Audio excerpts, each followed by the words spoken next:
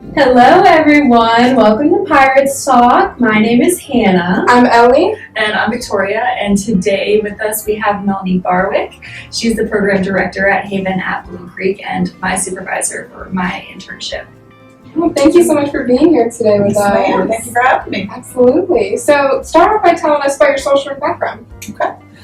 So I started a desire to be a counselor early on when I was in my late 20s. I have got about, let me start this over. I'm in recovery. And so when I received counseling from someone else in recovery, that desire to be a counselor was instilled in me. And so I wanted to be able to be someone that could relate to someone else that's going through the disease of addiction. Mm-hmm.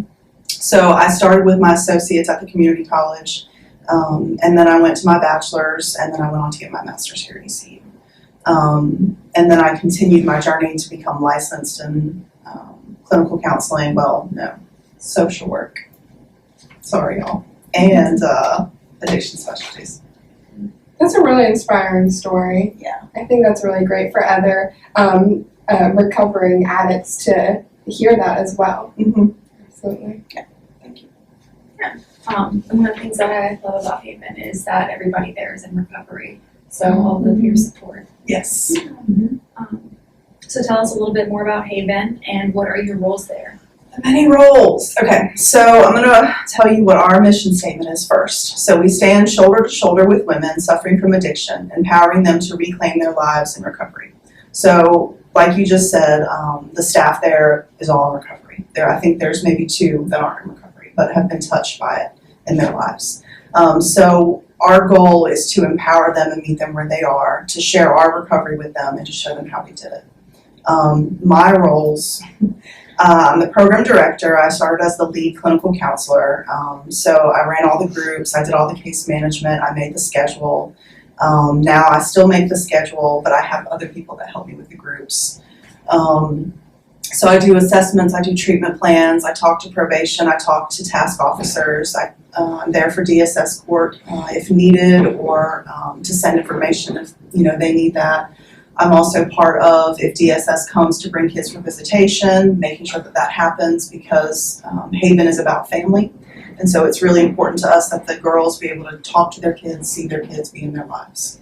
One of the things about women in addiction is that when we come to treatment, we don't get to take our kids. Mm-hmm. A lot of times men will go to treatment and the kids stay with mom, and that's fine, but where do the kids go when mom goes? Yeah. So that can be very hard for some of the women. What other roles? Writing policies, writing the resident handbook, working on the family program that we're trying to build together.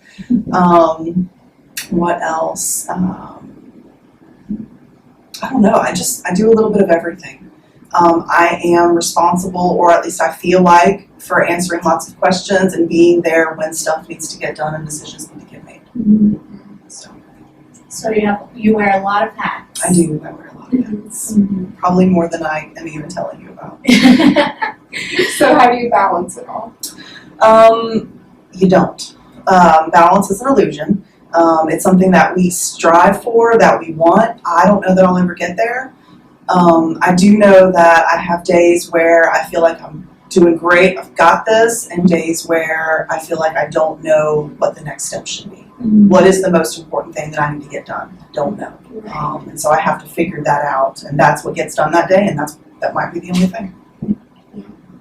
That paints a very realistic picture of how vast social work can be, and how to actually take care of oneself isn't an all one person picture. It's not. And if you think about throwing your personal stuff in the mix, so you try to leave it at the door, but if you're married, if you're a mom, if you're in a relationship, if there's something going on with your family, it's hard to separate and then be there for all of the women and all of your staff. Right. That can be overwhelming. Yes. Well, how does Haven facilitate inclusivity and person-centered treatment with its all-female residents? So what I would think with inclusivity is something that we did this morning with the girls. There was something that came up in the milieu with the women, and there was a couple of women that were having an issue. So we sat down with them and we called a group. And we brought the issue to light, and everyone had a chance to talk about it, staff and the residents. What we would like is for all of the women to work together, help each other, challenge each other, question each other, be a working group. That's one of the benefits that you can see working inpatient is when the women are working together, it shows. And they're helping each other and they're challenging each other and they're really working it together. When I think about person-centered, I would think about individualizing treatment. So they have their own treatment goals, they have their own discharge plans. We try to work around like being able to have one of the girls have her son come with her every afternoon and do his homework with her for an hour a day. Having the girls be able to do Zoom calls with their children in the evenings when they can't see them throughout the week. Ensuring that the women can get to any medical appointments they have, their probation appointments, things like that. And also if they have trauma, getting them to EMDR therapy. That's something that we offer if that's something that they need. So it sounds like you are not only teaching skills like effective communication, conflict resolution, management, but you're displaying them and you're practicing them in real life. We try to. Yeah. Yeah, 'cause you can tell someone something, but if you show them and they experience it, then they're likely to learn it and redo it. So tell us about some of the programs that are offered at Haven. I know there are some educational programs, but it sounds like there's also some fun There's stuff a lot there. of stuff. So I'll start with when we started the program, we wanted to incorporate this guide. It's called Helping Women Recover. And it was written by Dr. Stephanie Covington, and she has got 40 years in recovery. So she discovered through her research and her time in recovery that there's 4 modules or 4 areas that women relapse over or recover the most in their lives. And that is relationships, self, spirituality, and sexuality. And so we go through, it's a big guide, and there's different groups in each module that we go through. She also wrote a book called A Women's Way Through the 12 Steps. And that's something that you read with women as well. So there's a chapter per each step, and it kind of rewords the 12 steps that were written by men, AA and NA's version, 1930s, 1960s. On top of that, we have EMDR for them should they need that. We have equine therapy, yoga therapy, dance therapy, aqua aerobics when it's warmer. We have play therapy, art therapy. We have a chef that cooks for us 4 days a week and then teaches the girls about nutrition and also teaches them, she has a cooking class with them once a week. We have a budget group where the women learn to budget while they're in Haven and then also how to do it when they leave. Because again, we don't come into recovery knowing how to manage money. What else? We have music therapy. So ECU has an intern that comes out with Miss Adrienne Steiner-Britt, I believe is how I say her name, every Thursday to do music therapy with the women. We also have a spirituality group, so they can discover what their spirituality is, what they want it to be.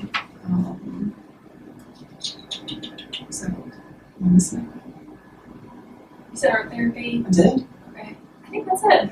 It's a lot. Yeah. Equine, did I say that? We have equine? Equine play therapy. Yeah. So what are your personal favorites? Well, I love yoga. I'm a yogi, and I have been for years. It has done wonders for my anxiety. It just slows me down, and my self-confidence. I also like equine. I love the horses. I love the horses. There is so much power in just being in their presence. I love it. Yeah. I have to say, I love the idea of that budgeting class. I think that's amazing, and I haven't seen it a lot personally, and I think it's very beneficial. Well, it's not taught in school. I was not taught how to budget in school. I was not either. Yeah, I like that some of the programs or some of the groups teach life skills. Yes. Yeah, Oh it's yeah, important. for sure. And that's something that maybe we can incorporate into our own work in substance use. So it's a good idea. Absolutely. Yeah. It might be a good program for the detention center. Exactly. That's what I'm thinking.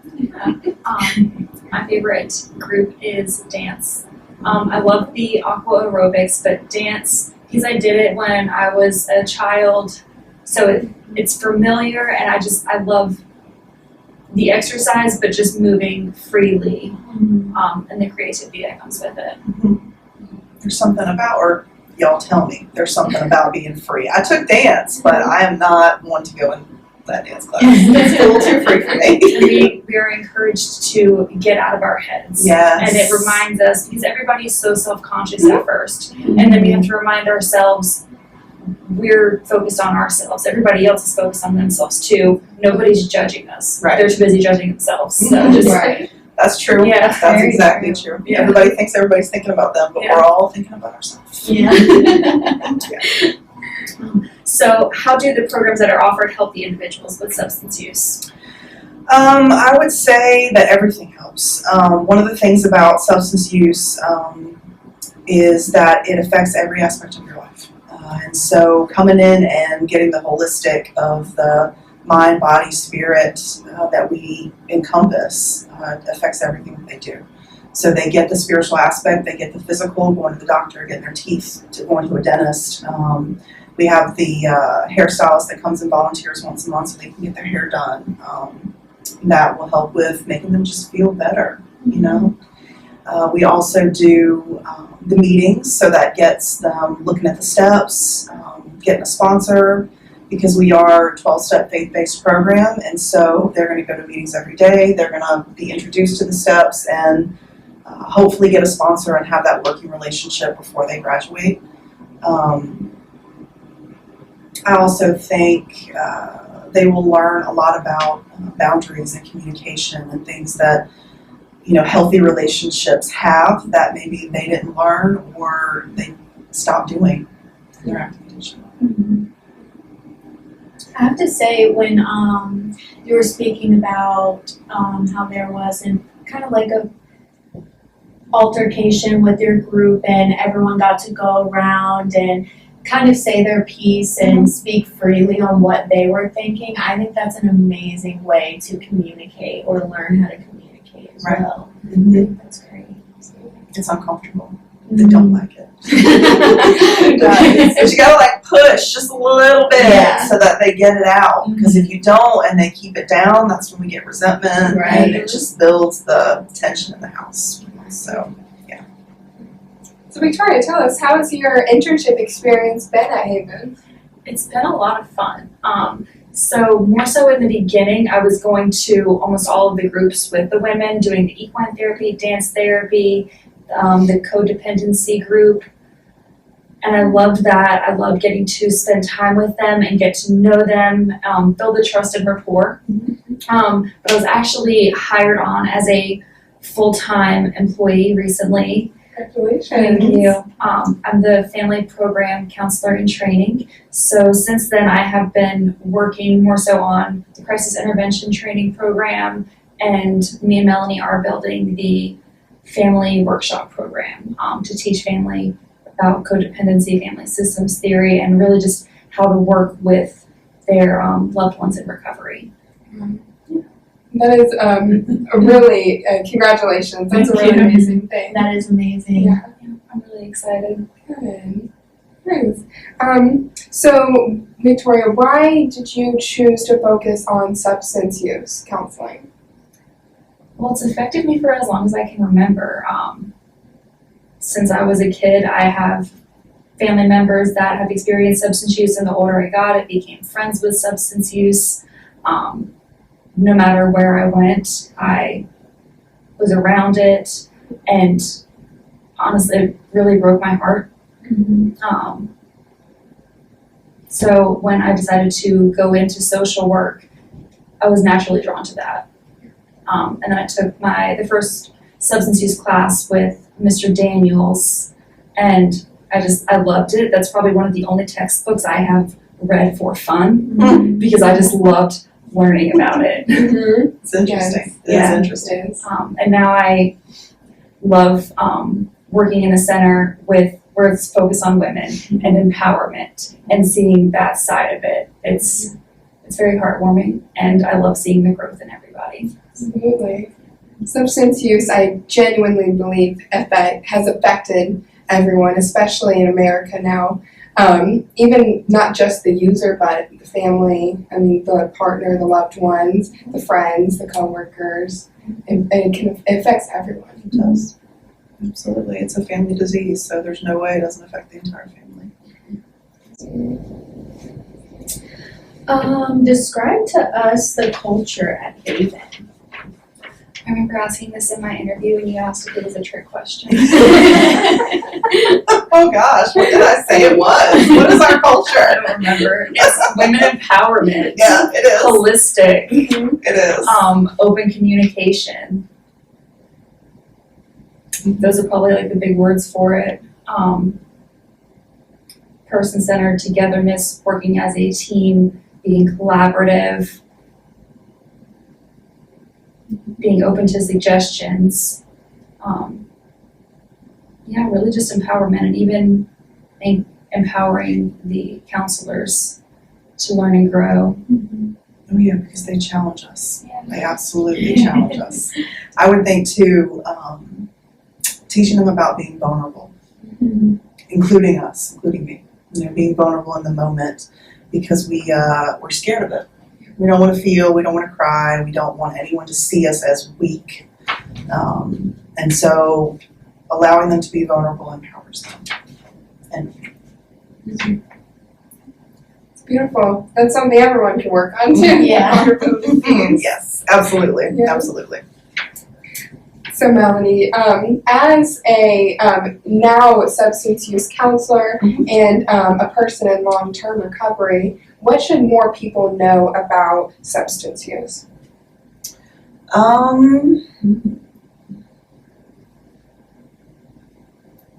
That we can recover. That everyone's journey is not the same. That some people need more than one chance. And that it affects everyone. Yeah, that it affects everyone. I think that a lot of people in substance abuse fear judgment, that the person talking to them will not understand. And I will say that there's a lot of, I don't know about a lot of, but there are some that do not want to talk to someone that is not also or has not also experienced substance abuse. They fear that they will not understand, that the empathy will not be valid or will not be genuine. My biggest thing that I've learned in the counseling is to be genuine. I am big on integrity, and what you see is who I am. And I want them to know that I'm genuine and to feel that when they talk to me. And I would want that for everyone as a counselor. That was beautiful. Do you have any advice to students pursuing substance use social work practice? It's exhausting, it's hard, and it's rewarding. It's definitely hard work. There are tears. There are moments where you're going to be triggered and you're going to feel things that you did not know you would feel. And you're going to have to check yourself. Are you pushing your feelings on that person? Or are you just feeling empathy with them? Are you in it with them? What does that look like for you? Let yourself cry. Let yourself feel. Go to therapy yourself. And know that it's not your fault if they don't get it. Snaps all around. Oh yeah. Thank you. So how can our community help support Haven? Well, we're donation based, so on our website there is a link where you can donate. Anyone can donate. We have a fundraising event October 28th. It's called Retribution Manor. It is someone is coming in and doing kind of like a clue game with us. It's $100 a ticket, so I believe we still have some tickets if people would like to go. But we will be doing fundraising events every year. There are things that we want to do. We want to grow. Getting word out, also being willing to volunteer. If there's something that you feel like you can bring to Haven that we don't have, or something you can incorporate that you think would benefit us, let us know. We're open to bringing everything to help the women. That's great. Thank you so much for taking time out of your day to come in and speak with us Absolutely. and teach us more about Haven. Thank you for having me. Really appreciate it. It was nice to meet y'all. Great to meet you too. Is there anything that you would like to say that we hadn't covered today? The only thing I would say is if anyone is interested in Haven, there's a website, havenofthecreek.com, that has all the information that I just said, and also there is an application link on there if anyone feels like they need help. It's amazing. Thank you so much for all you do for our community, for Greenville, Pitt County, and women. We really appreciate the work that you do. Thank you. Appreciate it. Thank you.